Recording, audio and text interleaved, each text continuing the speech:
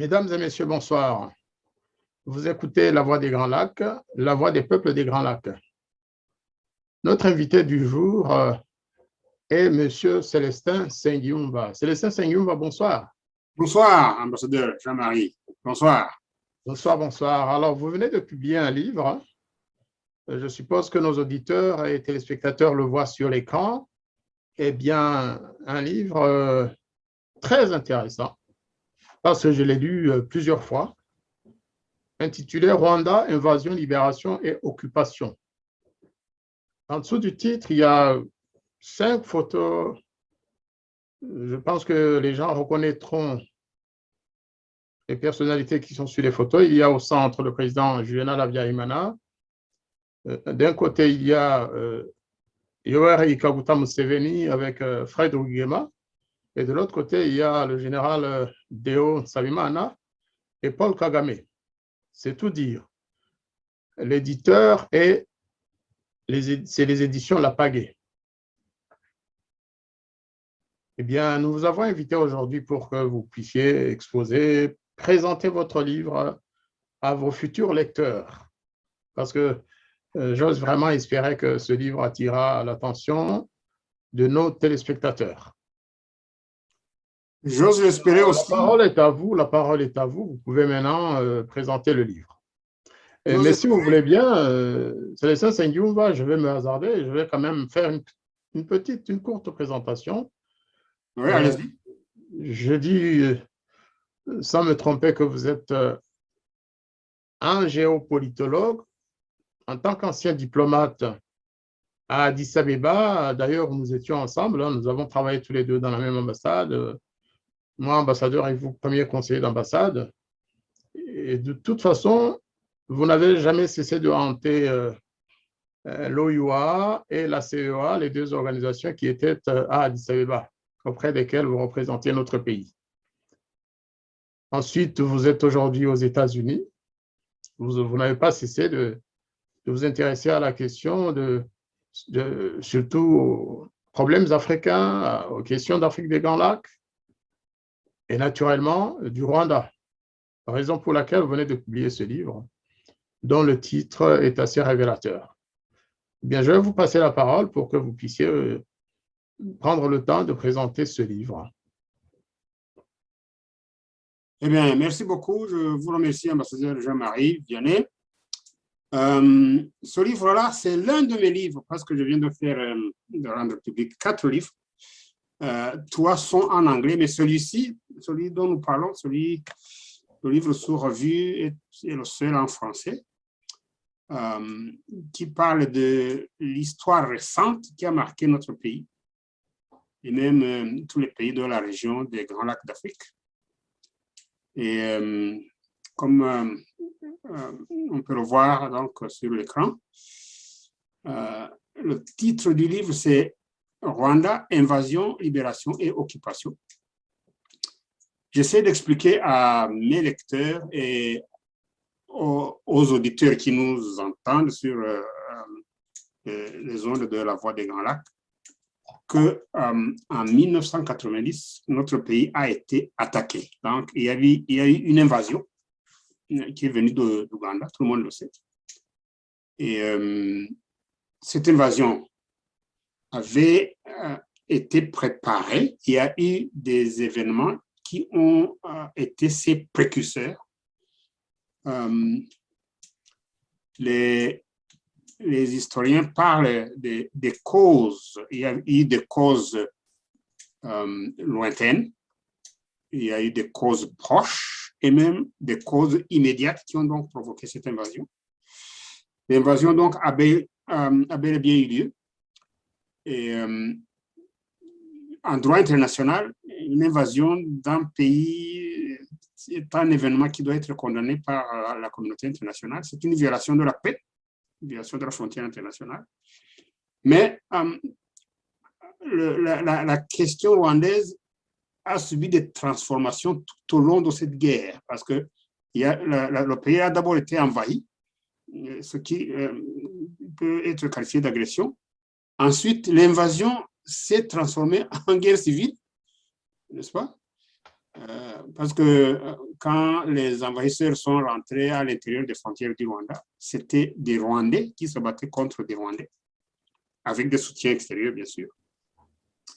Ensuite, la guerre civile elle-même s'est transformée d'après ceux qui se sont adjugés la victoire en juillet 1994, et ils l'ont transformée maintenant en guerre de libération. Et donc, comme le dit le titre de ce livre, c'était une invasion, mais moi j'explique à mes auditeurs que c'était une fausse. Il y a eu une fausse libération, n'est-ce pas? La libération n'était pas une libération au sens classique du terme, parce que d'habitude, les libérateurs sont acclamés, ils sont ovationnés par les peuples libérés, mais dans le cas qui nous concerne, les libérateurs ont libéré le pays de ses habitants. Et là, ça ne répond vraiment pas à la définition classique d'une libération. Ensuite, tout au long donc, de cette libération, il y a eu de cette guerre dite de libération, il s'est commis des crimes, des violations massives du droit international humanitaire, qui impliquent les crimes de guerre, les crimes contre l'humanité, et le crime de génocide, bien sûr. Et aujourd'hui, tous ces crimes-là, les crimes de guerre, les crimes contre l'humanité, ont cédé le pas aux crimes de génocide pour des intérêts quelconques. Mais dans ce livre, j'explique que les crimes de guerre et les crimes contre l'humanité sont aussi inexcusables que le crime de génocide. Voilà. Donc, vers la fin de ce livre, j'explique donc que ce n'était pas une libération. D'abord, les raisons qui avaient été avancées pour expliquer, pour justifier l'invasion, ces raisons, elles étaient fausses. Il n'était pas question de rapatrier les réfugiés. Il n'était pas question d'instaurer la démocratie au Rwanda, parce qu'aujourd'hui, 27 ans après cette libération, la démocratie se fait toujours attendre dans notre pays. Et quant au rapatriement des réfugiés, certains ont été rapatriés, mais cette guerre a provoqué le départ de nouveaux réfugiés, apparemment même plus nombreux. Et donc, on peut facilement conclure que c'était les raisons avancées pour justifier l'invasion, pour justifier une guerre civile pendant 4 ans, et même une guerre qui s'est terminée par des massacres à grande échelle dans le pays, qu'on appelle aujourd'hui génocide, que ces raisons n'étaient pas les vraies. Alors, donc, ce livre, il a 8 chapitres. Il a un certain nombre de chapitres qui sont au nombre de 8.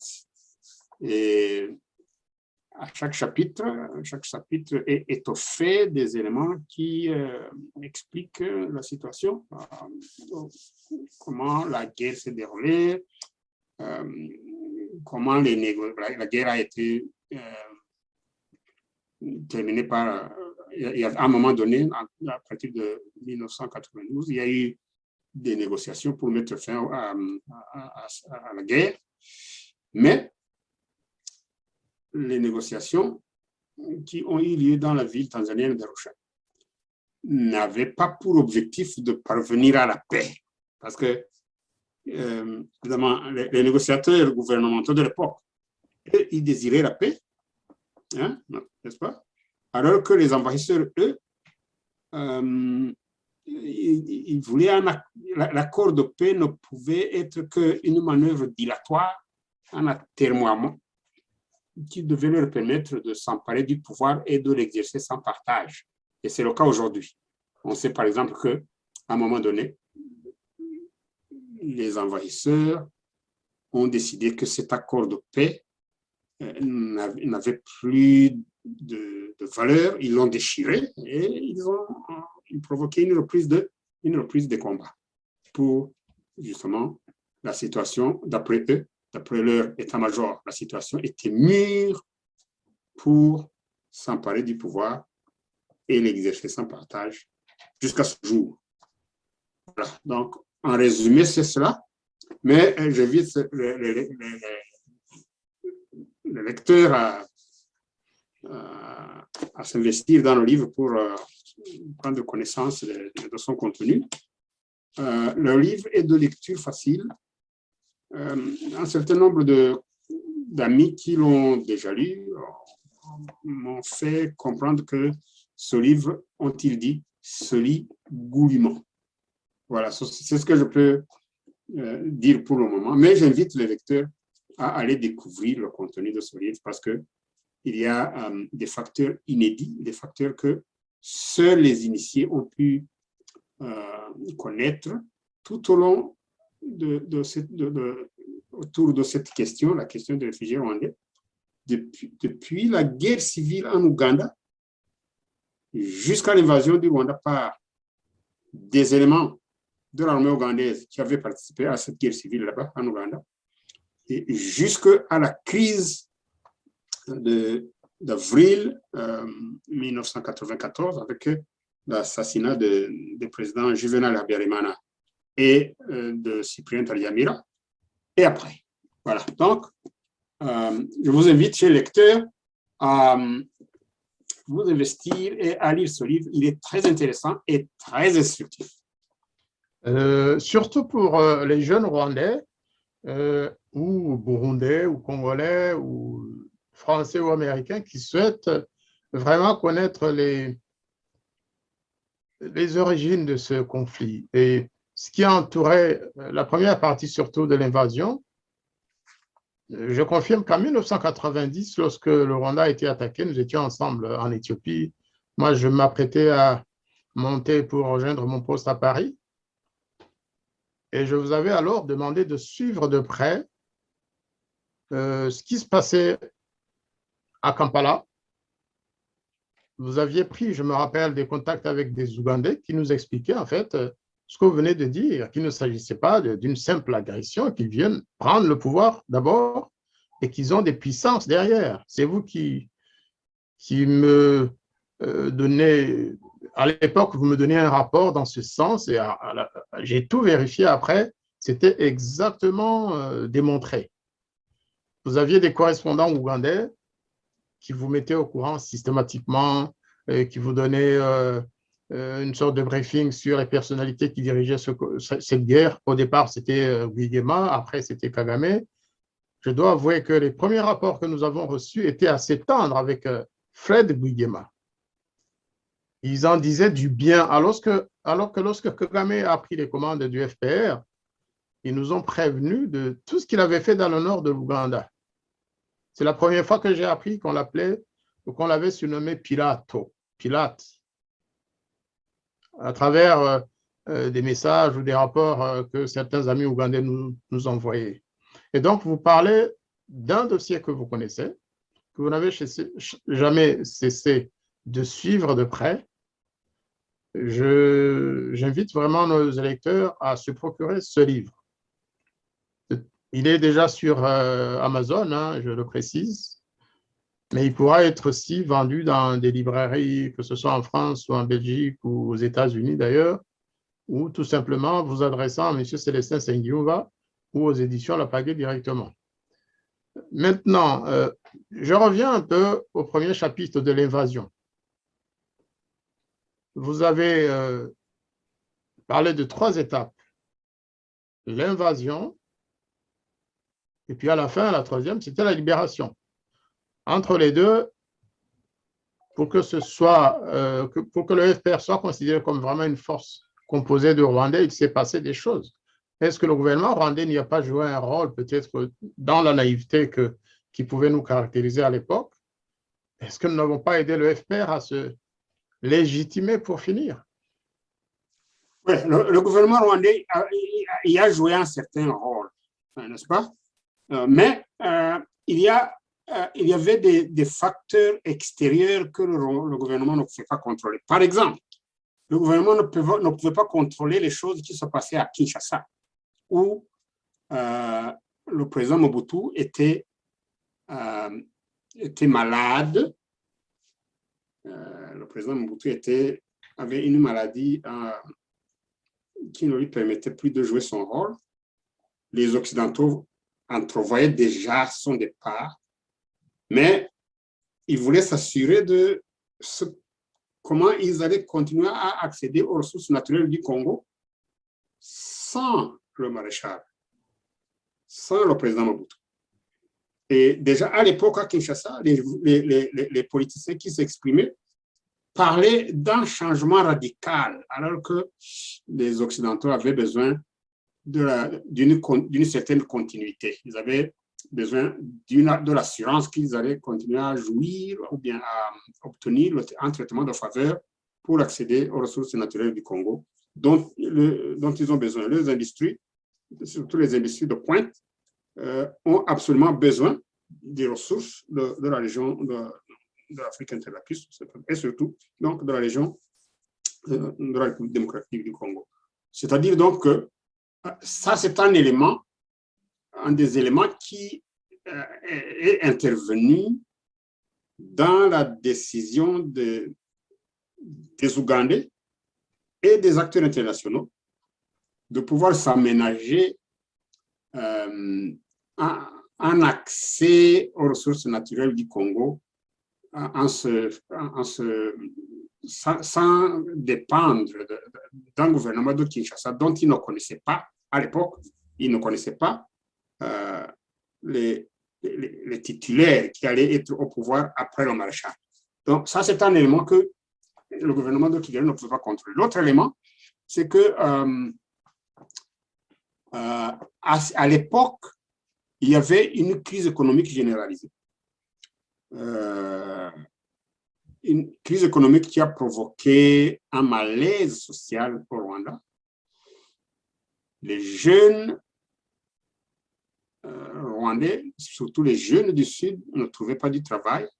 Et même ceux qui étaient employés, il y a eu un dégraissage imposé par les institutions de Bretton Woods, si bien que tout ce monde-là a constitué une réserve pour le recrutement des adeptes du changement, un changement qui est intervenu par les moyens militaires, donc à travers la victoire du FPR. Donc, je ne suis pas sûr qu'il y a eu une naïveté, parce que le gouvernement à l'époque, il savait, mais le gouvernement rwandais de l'époque avait misé sur la diplomatie pour empêcher l'invasion. Donc, vous vous souviendrez que il y avait le président Habyarimana avait fait un rapprochement spectaculaire avec le président ougandais Yoweri Museveni, même quand il était encore dans le maquis, n'est-ce pas? Parce qu'il était devenu clair que le gouvernement qui était au pouvoir à Kampala n'allait pas pouvoir vaincre les rebelles qui étaient Museveni avec ces Rwandais, les Rwandais recrutés dans les camps de réfugiés.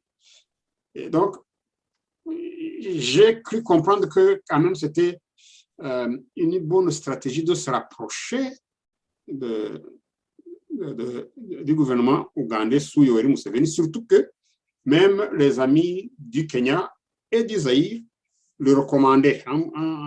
Ils disaient que les rebelles, en 85 déjà, les rebelles étaient sur le point de prendre le pouvoir et qu'il était mieux pour le Rwanda que le gouvernement de Kigali participe à cette victoire en Ouganda.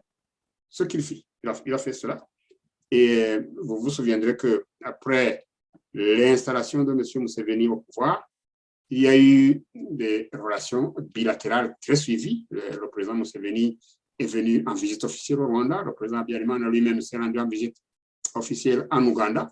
Il a assisté, j'étais présent, il a assisté à la cérémonie de remise des grades classiques aux troupes de la NRA. Donc, la NRA, les rebelles de la NRA qui venaient de prendre le pouvoir devaient prendre les grades classiques comme dans toutes les armées du monde. Donc, au lieu que les gens s'appellent seulement Afande, maintenant, on pouvait avoir les les capitaines, les lieutenants, les généraux. Donc, le président Museveni avait même invité le président Habyarimana à aller assister à cette cérémonie dans le Biri Barracks. Donc, mais Museveni lui-même était sous pression parce qu'il avait promis à ses amis rwandais qu'il devait l'aider à prendre le pouvoir à Kampala et qu'ensuite, lui-même, il allait leur renvoyer l'ascenseur. Et c'est ce qui s'est passé. Et des négociations qui ont commencé après l'ouverture des hostilités n'ont pas pu aboutir. Et je pense que, et c'est exposé dans le livre, je pense que la raison pour laquelle ces négociations ne pouvaient pas aboutir, c'est que les protagonistes avaient des objectifs diamétralement différents. À Kigali, on voulait une paix de braves, alors qu'à Kampala, on voulait tout le pouvoir. Pas de partage du pouvoir. À Kigali, on était disposé au partage, mais à Kampala, il l'acceptait du bout des lèvres, mais sans l'accepter leur stratégie, comme on a vu la façon dont ils ont conduit les hostilités, ils ont conduit la guerre. Ils voulaient le pouvoir et tout le pouvoir, pas la moitié, pas la partie qui leur était dévolue dans les accords d'Arusha, et tout le pouvoir, et absolument tout le pouvoir. Et c'est ce que nous vivons aujourd'hui. Et donc, j'inviterai les lecteurs à plonger dans ce livre pour y découvrir. Il y a un trésor d'informations qui ne se trouve pas sur la place publique, mais qu'ils pourront trouver dans ce livre. Voilà, c'est ça. Alors, on ne va pas aller plus loin de peur de donner l'impression d'avoir tout dit et de décourager certains lecteurs. Donc, on laisse le reste à nos lecteurs, à vos lecteurs, à nos lecteurs, parce que nous sommes aussi partis en tant qu'éditeurs de cette entreprise. Hein. Et vraiment, c'est un livre qui contient beaucoup d'éléments. Moi aussi, j'ai fait des recherches sur le conflit rwandais, sur ses aspects géopolitiques, mais je crois que Célestin Sengiumva est allé, après 28 ans, un peu plus, il est allé plus en profondeur dans ses analyses. Alors que moi, par exemple, j'avais écrit à chaud dans les années 2000, avec passion d'ailleurs. Lui, c'est une analyse qu'il fait sans passion, sans parti pris, juste des analyses basées sur les faits, et les faits, il les connaît. Ouais. Est-ce que vous avez un dernier mot pour nos lecteurs, Célestin Sengiumva? Oui, effectivement, il faudrait peut-être que je dise à mes lecteurs qu'en écrivant ce livre, j'y ai été poussé par les amis qui me disaient qu'il y a des choses que nous avons connues et que le ciel leur est tombé sur la tête sans... Ils voulaient comprendre pourquoi les choses se sont passées comme elles se sont passées. Et donc, j'invite tout ce monde-là à acheter ce livre et à le lire parce qu'il va répondre à toutes ces questions. Parce que, je vous ai dit, les jeunes me disaient, mais vous êtes en train de quitter la piste, vous êtes au soir de votre vie, vous risquez de partir avec toutes ces informations. Et bien, ce n'est pas le cas. Les informations sont là. J'invite maintenant tout le monde à s'investir pour obtenir ces informations. C'est intéressant pour mieux appréhender l'avenir de notre pays. C'est mieux de connaître la situation dans laquelle nous vivons aujourd'hui, ce qui a provoqué cette situation, afin de construire en plus dur pour l'avenir. Voilà, c'est ce que je voulais dire à la fin de cette présentation. Écoutez, merci beaucoup et je vous félicite une fois encore pour ce travail que j'ai eu beaucoup de plaisir à produire, à vous aider à faire sortir. Avec nos petits moyens, le livre est quand même sorti. C'est vrai qu'en termes de distribution et en termes de communication, il faudra beaucoup de travail, beaucoup d'autres, peut-être présenter le livre sur d'autres radios, que ce soit aux États-Unis, au Canada, en France, en Belgique.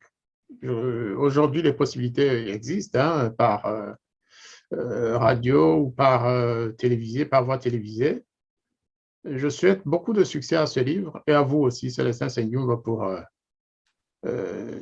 vraiment pour que ce livre ait le succès qu'il mérite.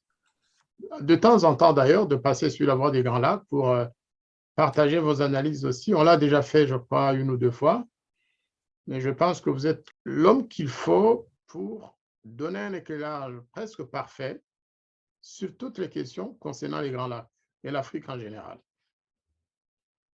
Merci Voilà. beaucoup et à très bientôt, Célestin Senghumba. Merci, Merci. merci. À bientôt. À bientôt. Okay. Merci.